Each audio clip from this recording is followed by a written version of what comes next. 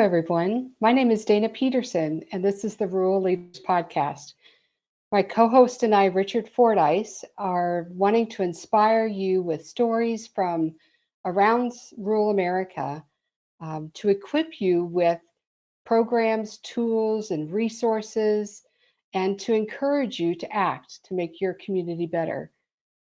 Today, we're interviewing a guest from California, so I'm excited to be here with you, Richard. I am too, Dana, and hello. As we've said, this Rural Leaders podcast is an opportunity to really bring forward and highlight some great things that are happening in rural America. It also is, I think some of our episodes have been informational, like what is happening in someplace in rural America, and bringing that information forward. And as Dana indicated, it is an opportunity then for folks to either use that in their local communities to act. We do hope to inspire and bring really interesting folks to have you listen to what they have to say. Because I would imagine, Dana, that something happening in California might be something of interest to a whole bunch of folks that live all over the country. So today's going to be a lot of fun and very interesting, I'm sure. It will be. It will be. And from my seat in Kansas, I know there are some very interesting things going on with the water situation in California that definitely apply to what's happening with water here in Kansas. So I look forward to learning more about that. But I know we've been really warm and hot here in Kansas. How are things in Missouri for you, Richard? Well, the same way, Dana. It's been very warm. We've been fortunate, at least in our part of the state, to get some rain occasionally. Certainly not. It's not muddy, but we have had some rain. I know other parts of the state, and I know going over your direction, over toward even just across the state line into Kansas. I know it's dry, and then boy, looked at the drought monitor this morning or yesterday morning. It came out. The new one came out yesterday, and those areas of red and orange and yellow, remember we looked at those at USDA all the time. Those areas are certainly getting bigger. So I don't know. It is summertime though. It is in the depths, the dog days of summer, as we like to say here. Yeah. It So is. Yeah. I do think I've gotten some feedback on the podcast, Richard. Continue to hear from folks who are tuning in and listening and appreciating the perspectives from our guests.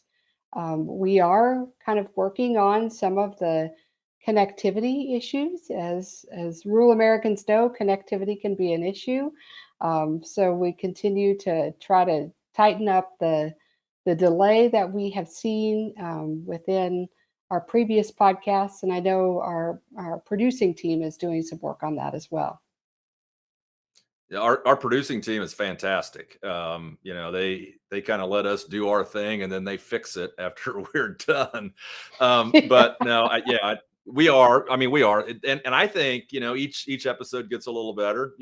Dana and I told you all when we started, we're not professional broadcasters, and but we're feeling a little more comfortable, I think. So we hope you stay with us. And I too have been getting some feedback, Dana. It's they really like the episodes, the content, the things that we're making folks aware of or bringing up to be highlighted. Folks enjoy that, and they're obviously most people are not going to give you bad feedback, right? But Yeah, it's been good so far. And just to Dana's point, stay patient with us. We're trying. Dana and I are trying to get better of having this conversation around a dining room table on Sunday after church. that's right. That's right. Well, give us a taste of what we're going to be talking about today, Richard. Absolutely. So we've got a really great guest today, a friend of both mine and Dana's, from California. I know we hinted on that a little bit, but someone who is very involved in water issues, whether that's water usage, water development, water policy. We worked together at USDA for a period of time, and then she was called into Washington to work on water issues, really across a lot of different fronts. And so Aubrey Bettencourt from California will be our guest, and we're going to learn more from Aubrey after you hear this message. We'll be right back. When I was in foster care, I never knew when I would have to move, so I always had my suitcase ready to go. Then one day, I was adopted. My new parents opened their hearts and home to me. My parents cook my favorite breakfast for me every morning. My parents take me on trips I never thought I would go on. They gave me a home and an even better reason to use that suitcase. My parents aren't perfect, but they're perfect for me. People do some pretty cool things in their 40s and 50s. Why should saving for retirement be any different? So wherever you are in your retirement savings journey, head to aceyourretirement.org and start chatting with Avo today. That's aceyourretirement.org.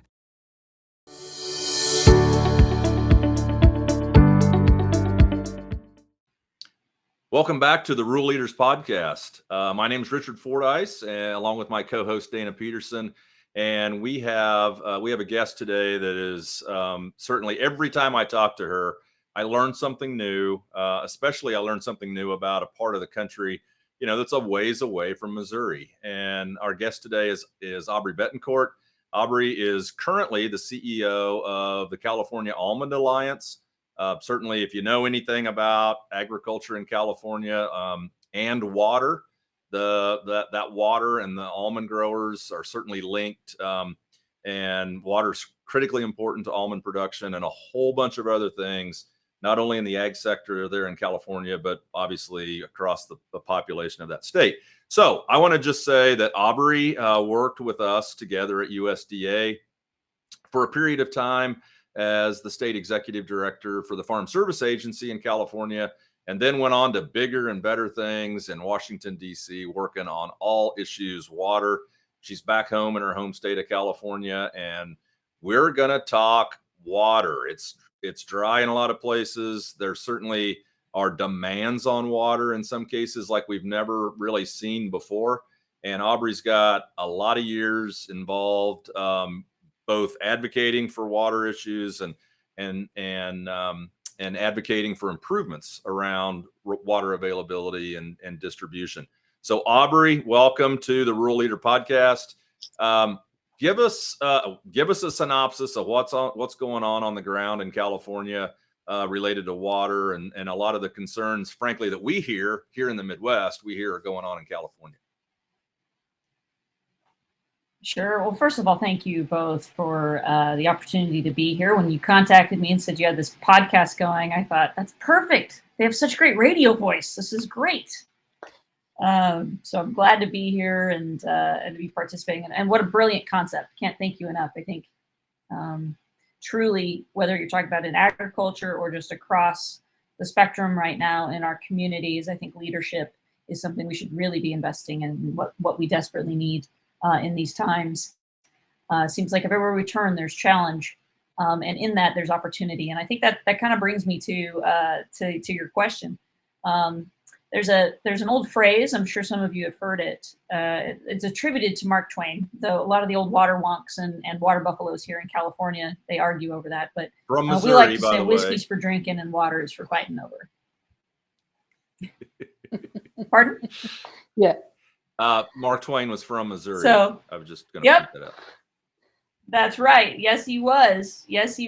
So, but he spent a lot of time out here too, and he coined that phrase in California. Whiskey's for drinking and water's for fighting over. And in some ways, it's still very true. So I think one of the things to always take a step back before we talk about, California's crazy and they have all these water issues and their priorities are all screwed up. I'm not going to argue with you on any of things that I just said. My state is crazy. We have a high tolerance for crazy because if you ever come out here, it's actually quite lovely. A lot of great diversity. And if you're a farmer, it's incredibly diverse. We have over 400 commodities grown here. We're #1 ag state in the United States, of the 5th largest global economy. We are the largest dairy state, interestingly enough, and that's my largest competitor in terms of the largest commodity in the state, so almonds and dairy. But it's important to kind of take a step back and go into Water 101 to really understand why California's water situation is always insane. So the first rule of California water is to realize it's a big state, right? It takes up most of the West Coast, and 2/3 of the rain and snow is in the northern third of the state, and 2/3 of the economy and population is in the southern 2/3 of the state. And the state became this agricultural powerhouse, this economic powerhouse, within less than 100 years because of the ability to capture that rain and snow and move it 365 days a year from the north to the south, to store the water in times of wet and to deliver it in times of dry. We're in a Mediterranean climate, so it is very common we stop having rain basically from about April, May, all the way through October, November. Really, November is when we start seeing precipitation again. And we're one of only about 8 places in the world that can generate economic activity off of snowmelt when it's captured and stored and delivered. And so the system was really designed because we knew this climate here. Our forefathers knew this climate here. The Spaniards knew this climate here. There's even signs that indigenous populations knew this climate here. Reservoirs across the Southwest and the Mediterranean rest have been found. Irrigation has been found at indigenous populations. So the idea was that you could protect yourself from flood, store that water in strategic locations, and deliver it 365 days a year, and that system would actually hold you over for 3 years. So the second rule of California water is we design these systems of reservoirs and dams and canals and aqueducts, and it was designed and implemented at the early part of the 20th century and really hasn't been updated since the 70s. And at that time, the law said that water was used for 2 purposes, municipal and industrial, and agricultural. And the population back in the 70s in California was about 25 million people. Now, since then, the water supply is now divided up into 3. 50% of that captured water, what we call developed water, now goes to environmental protection programs as required by state and federal law. So that's for water quality, endangered species, temperature control, things like that. And 40% goes to agricultural, and 10% goes to municipal and industrial. Now, of all those reservoirs and canals, that's actually only about 17% of the available rain and snow in the state. So of that 17%, 50% goes to environmental protection, 40% goes to agriculture, and 10% goes to municipal and industrial. How did that change? Well, put that into context. Now, today, we have almost 50 million people in the state. So we almost doubled the population, and we've added a third water user to a system that hasn't been updated since the 1970s. That was only designed for 2 types of water use. So our relationship to the resource has changed. I'm always very clear to tell people it's not right or wrong. I'm not going to make that value statement, but it's important to realize that the basic infrastructures that you're trying to afford your policy decisions on or your priorities now isn't there, but it's part of the solution because you've made it part of the solution. That 50% is man-managed water. And I think there's a misnomer that, oh, that's water for the environment. No, that's water captured by man and dedicated to the environment by man. That's not naturally occurring water. And the last rule of California water, which really ties into what's happening on the ground today, and it's a new rule. I've had the first 2 rules since I started my career. But Richard, I came back and I found a third rule of California water, and it's now solid.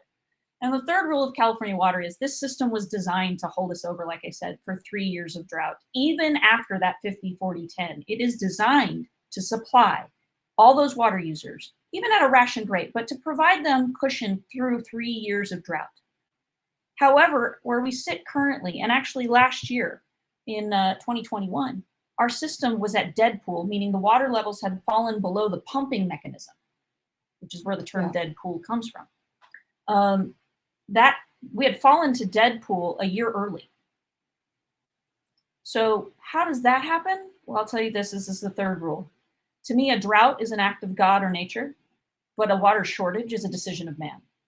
That was a man-managed situation where the water was allowed to release. We didn't operate the system knowing we were in the middle of a drought cycle. California typically runs on a 9-year cycle. So you'll hit like 3 years of wet, 3 years of dry, 3 years of normal in a rotation. We had just come out of, in 2019, the wettest year we'd seen in, I think, 150 years. And so the entire system could have filled 3 times. And yet in a year and a half, 2 years, it was a dead pool. That only happens because someone managed it that way.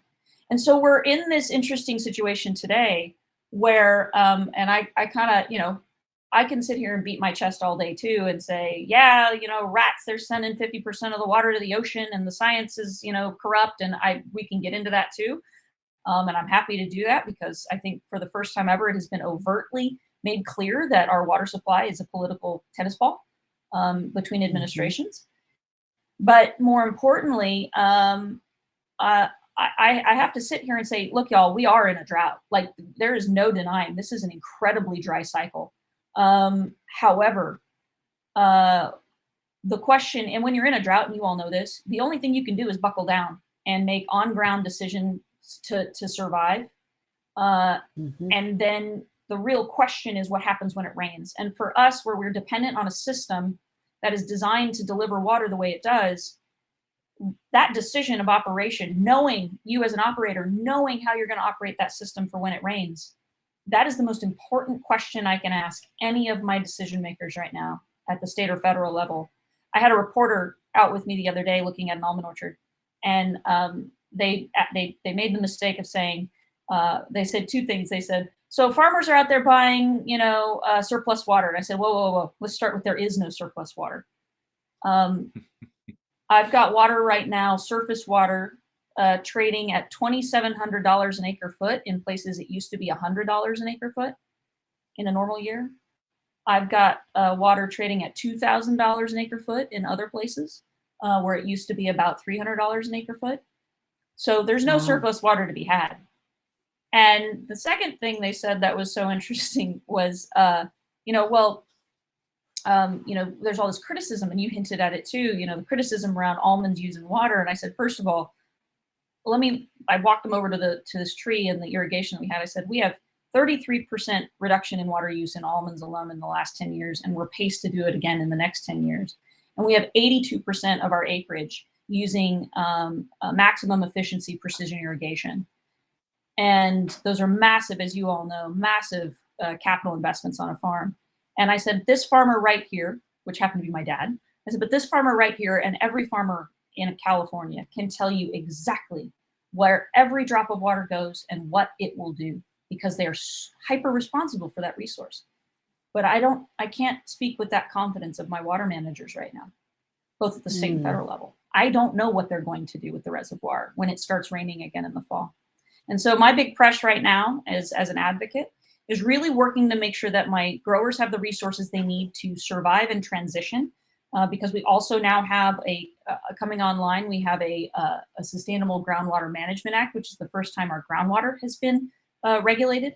And so we're working with state and federal officials to really address what that looks like. And to be honest, what's been entertained has been, you just need to permanently retire 2 million acres of land in California. And I said, that's not an option.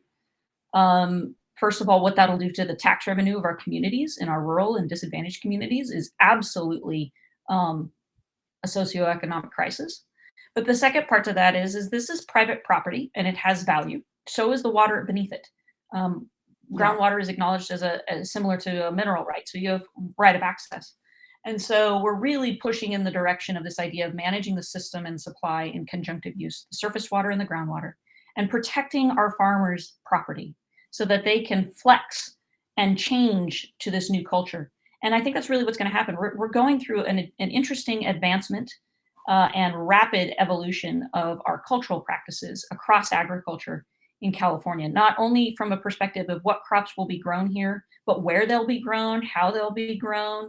I think open ground all of a sudden becomes even more valuable in that scenario because of the flexibility it will allow you in your groundwater accounting on your property or in your basin or in your district.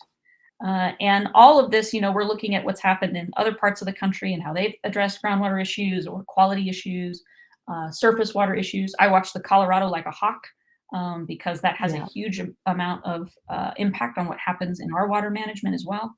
But these are kind of the times that we're So in. And then long term, I will always be a supporter of increased water storage and more, but we've got to survive this moment first and then start designing our future. Aubrey, thank you for that overview of the water situation. You mentioned something there that I would like to kind of just further explore. Part of my work at USDA and then since has been on technologies.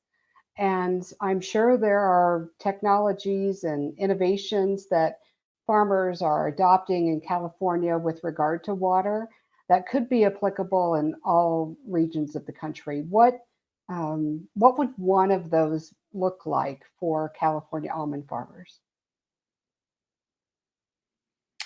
So for us, truly, evapotranspiration is becoming, and the use of LiDAR technologies has become an incredibly powerful precision tool. It's always tricky in agriculture, as you all remember, especially coming from the FPAC side, right? The Farm Services or NRCS side, PII is so important. Protecting our information. And so often we find ourselves that the data that could set us free is also the data we're afraid of because it could be the axe that lops our head off.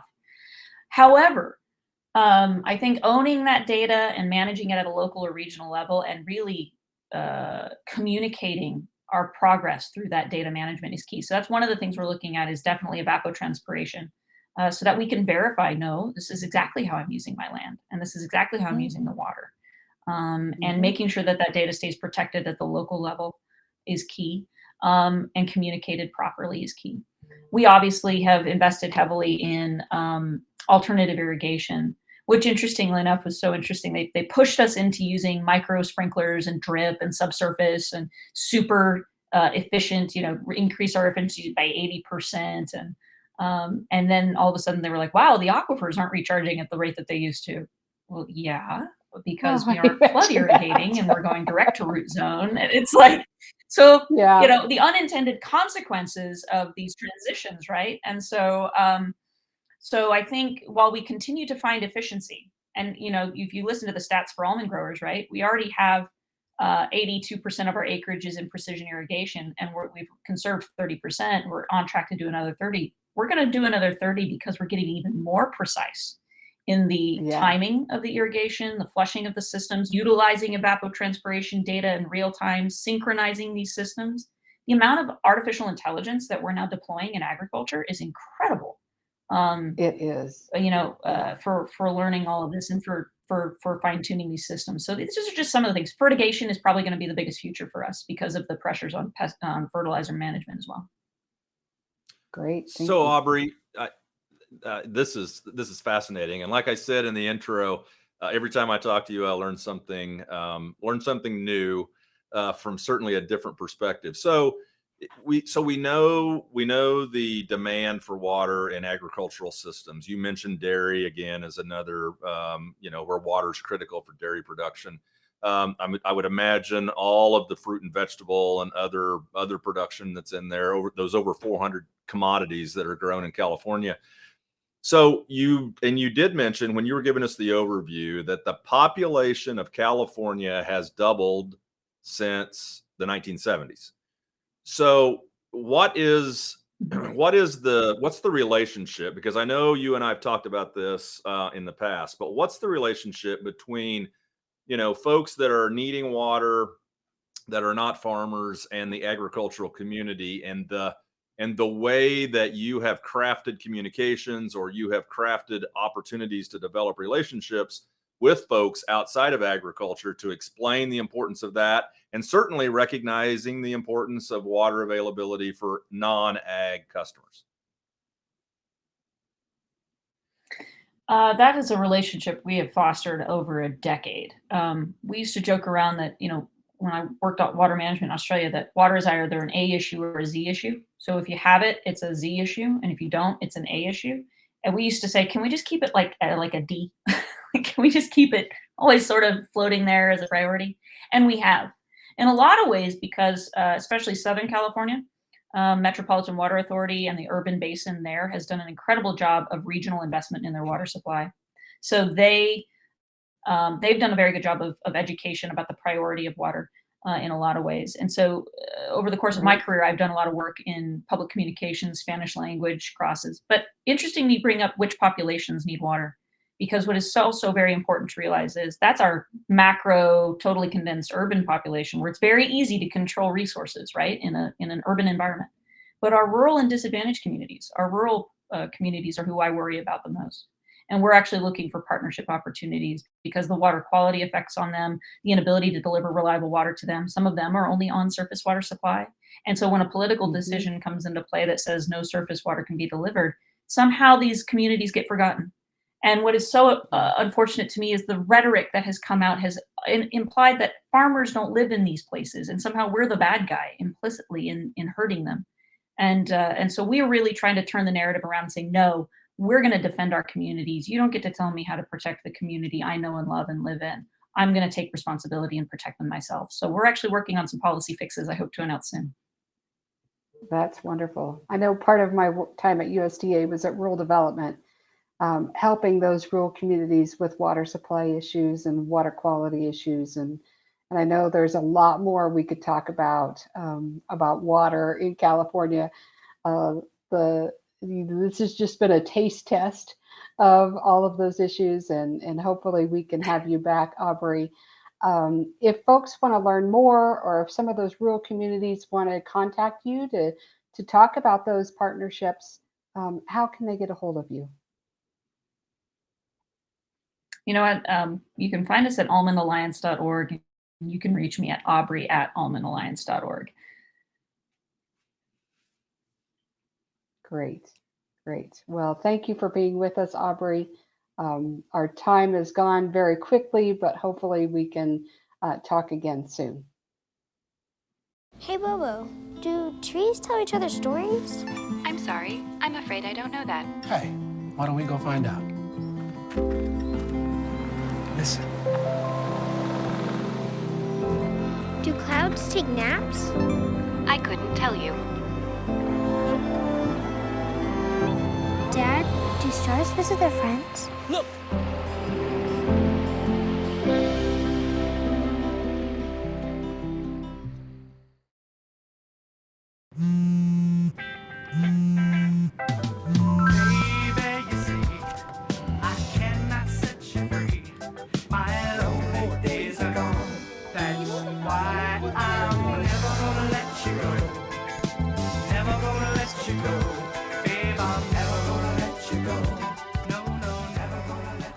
Here you go. Thank you. Thank you.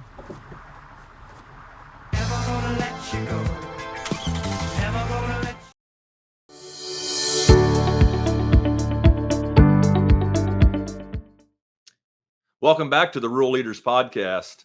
Dana, that was really good. And I knew, that is such a big issue that we didn't get to nearly all of our questions. So Aubrey might be a guest again to talk about all those issues that are water. And certainly there are other issues that are around the water conversation that branch out into other policy decisions and other, just directions that governments and decisions and so on are made. But I thought it was interesting when she mentioned that, certainly the population centers, folks know that they have got to have water, right? They've got to have water to survive and to thrive. And she mentioned sometimes that those smaller rural communities are left out of the discussion. And I'm pretty confident that just knowing Aubrey like we do, she's not going to let them forget that there are some issues with water in smaller rural communities. That's exactly right. And those issues are very familiar to the farmers and others who make up those rural communities, right? So it was really encouraging for me to hear that she and her farmer-led group is really advocating so that folks know that those farmers live in those rural communities and need water for their homes as much as they need water for their farms. Aubrey's invitation to rural communities to come together and tackle these challenges together was really a takeaway for me. When we have rural communities in Kansas, even, I was at an infrastructure summit here not long ago where the three larger communities in western Kansas have come together in a coalition to learn from one another about systems, about operations, about reuse of water. And those coalitions and coming together around problems are really essential to tackle them together and overcome them together.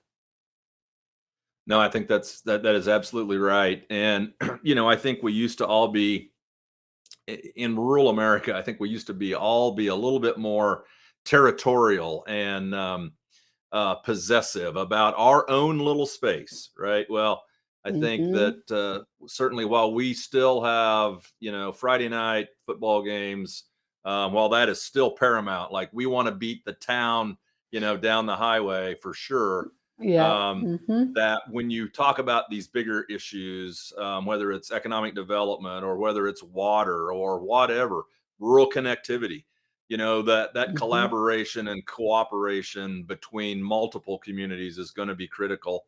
And I think it sounds like they're doing that in California, with some of the things that they're doing with water there.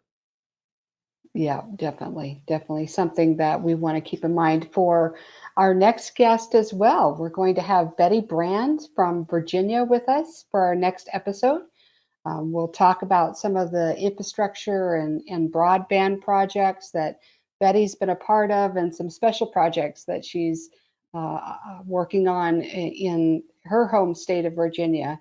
But until then, if folks have comments or feedback, you have potential guests that you'd like us to bring on to the Rural Leaders Podcast, feel free to reach out to us at Dana at the ruralleaderspodcast.com or Richard at the ruralleaderspodcast.com.